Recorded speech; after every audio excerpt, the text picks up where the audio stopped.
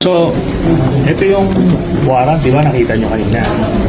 So, itong warrant na to was officially transmitted kanina. No? Nag-appear siya. So, dun sa PCTC. Okay. So, yun yung Interpol representative na. So may Interpol din dito, sir? So, yeah. So, ngayon,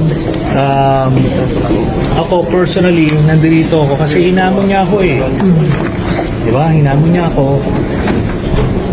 Kaya sinama ako yung mag-aaresto. Di ba? O ngayon, we will make sure na ito ay ma-enforce.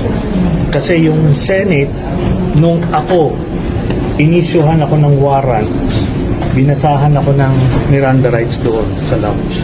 Alam niyo yan, publicly reported yan. Kaya yung mga precedents na sinasabi nila, yun nangyari sa akin yun. Pag kami valid na warrant, yun. Di ba ngayon, meron tayong batas.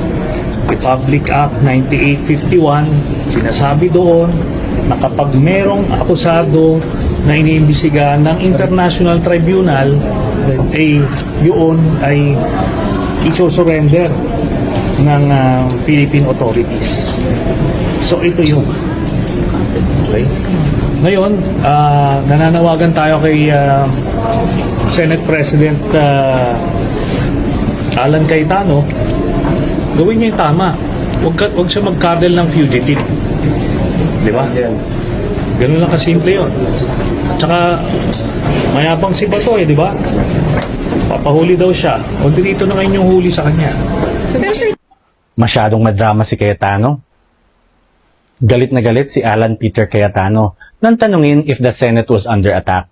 Sabi niya, if may nagpuputok ng warning shot, hindi ba under attack yon? Maling-mali ang pangangatwiran.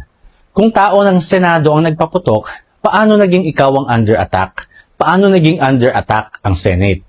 Kung sino ang pinaputukan, sila ang under attack, di ba? Inamin niya na OSAA ng Senate ang nagpaputok. Warning shot daw against the NBI. So the NBI was the one under the attack, not the Senate, di ba?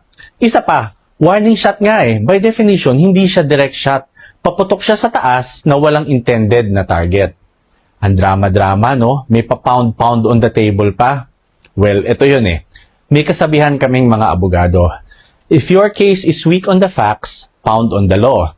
If the case is weak on the law, pound on the facts. If it's